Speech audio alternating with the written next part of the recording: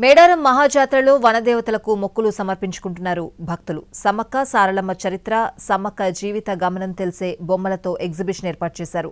నాడు వాడిన వస్తువులు, పరికరాలను ప్రదర్శనకు పెట్టారు. ఇక మేడారంలో ఆదివాసీ మ్యూజియానికి సంబంధించిన మరింత సమాచారం మా ప్రతినిధి సారంగపాణి అందిస్తారు. వనదేవతల దర్శనం తర్వాత భక్తజనమంతా మ్యూజియాన్ని సందర్శిస్తున్నారు. ప్రస్తుతం మనం చూసుకోవచ్చు, మ్యూజియంలో మేడారం వచ్చిన వాళ్ళంతా ఈ విధంగా రూట్ మ్యాప్ చుట్టుపక్కల ఉన్న దర్శనీయ ప్రదేశాలను సైతం ఇక్కడ ఏర్పాటు చేయడం జరిగింది. ఆ పాండవుల గుహలు, అదేవిధంగా కోటగుళ్ళు, చారిత్రక రామప్ప గుడి, దాంతోపాటు ఈ చుట్టూ మేడారం చుట్టుపక్కల ఉన్న దర్శనీయ ప్రదేశాలకు సంబంధించిన ఫోటో మ్యాప్ని ఇక్కడ ఏర్పాటు చేయడం జరిగింది. దీంతోపాటు సంస్కృతి సాంప్రదాయాలు ఉట్టుపడే విధంగా ఆదివాసులు వినియోగించిన వస్తువులు, వాటిని ఇక్కడ ప్రదర్శనగా పెట్టారు. అవి తిలకించడం కోసం మేడారం వచ్చిన భక్తులంతా ఇక్కడికి వచ్చి వెళ్ళిపోతున్న పరిస్థితి, చూస్తున్న పరిస్థితి అయితే కనిపిస్తుంది. మనం ప్రస్తుతం చూసుకోవచ్చు, ఈ ఆదివాసీ సంస్కృతి సాంప్రదాయాలకు సంబంధించి వస్తువులన్నిటినీ ఇక్కడ ఏర్పాటు చేశారు. మేడారంలో తులాభారం, ఏదైతే బంగారాన్ని అమ్మవార్లకు మొక్కుగా సమర్పిస్తారో బెల్లాన్ని, ఎత్తు బెల్లాలకు సంబంధించినది, అదేవిధంగా ఈ ఆదివాసీ సంస్కృతి సాంప్రదాయాలకు సంబంధించి ఆ గ్యాలరీని ఏర్పాటు చేయడం జరిగింది. తూత, కొమ్ము, గోవిందరాజులు సంబంధించిన రాయి, ఇవన్నిటిని ఏర్పాటు చేయడం జరిగింది. మేనేజర్ మనకు అందుబాటులో ఉన్నారు. ఇక్కడ ఏమేమి ఉన్నాయండి? ఇక్కడ ముఖ్యంగా మేడారం సమ్మక్క సారలమ్మ భక్త జనాలకు అందరికీ కూడా ఇవి ప్రత్యక్షంగా చూపించడం జరుగుతుంది. అమ్మవారు వాళ్ళ చిన్నతనంలో ఆడుతూ పాడుతూ ఉన్న వయసులో సమ్మక్క తల్లి ధరించినటువంటి గజ్జల పట్ట, నడుముకు కట్టుకునే గజ్జల పేరు అంటారు. ఆ దేవత కట్టుకొని ఆడినటువంటిది గజ్జల పేరు. ఆ కాలంలో ఒక ఆవు ఇలాంటి చెంబుడన్ని పాలిచ్చేది అన్నమాట. అమ్మవారు తాగినటువంటి సుందరి కుండ, మట్టితో తయారు చేసినటువంటిది. అట్లనే గోవిందరాజు, పగిడిద్దరాజు తమ్ముడు గోవిందరాజు వాడినటువంటి చెవు పోగు, అట్లనే పగిడిద్దరాజు గారు తిరిగినటువంటి గుర్రం, విత్తనాన్ని భూమి మీదకి వదిలినటువంటి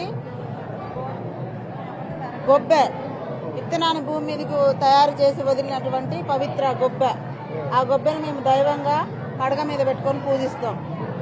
సమ్మక్క అమ్మవారు ఆనిగ బుర్రలో నీళ్లు పట్టుకొని తాగేవారు. ఇది దీపం పెట్టుకునేటువంటి, అమ్మవార్లు దీపం పెట్టుకునేటువంటి దీపకుంది. అట్లనే ఈ పూజకు సంబంధించి దేవతలు వెలిగించేటువంటి దీపం అక్కుమంటే, ఇది దేవతలు వచ్చేటప్పుడు పిలిచేటువంటి జోడ కబురు సార్. ఈ గంట భగవంతుడు వచ్చేటప్పుడు నివేదనతో చేసే గంట. ఇది పవిత్ర జలంతో జలకం చేస్తారు. ఈ గోవిందరాజు స్వామి వారు వాడినటువంటి రాయి.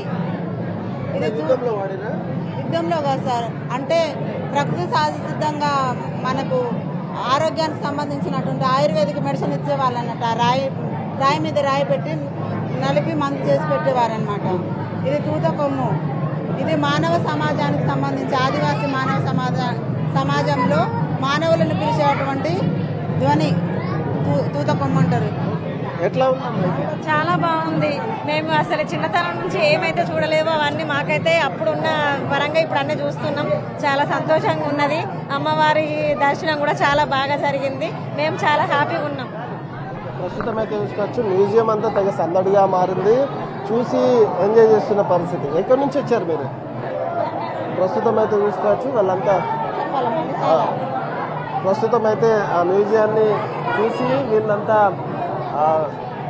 వాటి గురించి తెలుసుకుంటున్నారు. చరిత్ర విశేషాలు, చరిత్ర దాగిన ఈ వస్తువులు ఏవైతే ఉన్నాయో వాటిని వీక్షించి గతంలో ఏవి చూడలేకపోయాము అనేది ఎవరు ఫీల్ అవ్వకుండా చూసే విధంగా ఇక్కడ ఏర్పాటు చేసిన మ్యూజియం ఒక విధంగా చరిత్ర సాక్ష్యాలుగా నిలువుతద్దంగా నిలిచాయని అయితే చెప్పచ్చు. దానికి సంబంధించి అన్ని రకాల వస్తువులను ఇక్కడ మ్యూజియంలో భద్రపరిచారు. వీటిని తిలకించడం కోసం భారీ సంఖ్యలో మేడారం సమ్మక్క సారలమ్మ జాతరకు వచ్చిన భక్తులు వచ్చి వీక్షిస్తున్నారు. అదేవిధంగా వాళ్ళ సంస్కృతికి అద్దం పట్టే విధంగా ఉన్న ఈ వస్తువులన్నీ చూసి భక్తులు అయితే తరిస్తున్నారు. అటు వనదేవతల దర్శనం తర్వాత మ్యూజియంకు వీళ్ళంతా పోటెత్తుతున్న పరిస్థితి అయితే కనిపిస్తుంది. చూసి తెగ ఆనందపడుతున్నారు. అదేవిధంగా చరిత్రలో దాగిన విశేషాలను తెలుసుకున్నామనే ఒక సంతృప్తి మిగిల్చిందని ఇక్కడికి వచ్చిన వాళ్ళు అయితే చెప్తున్నారు.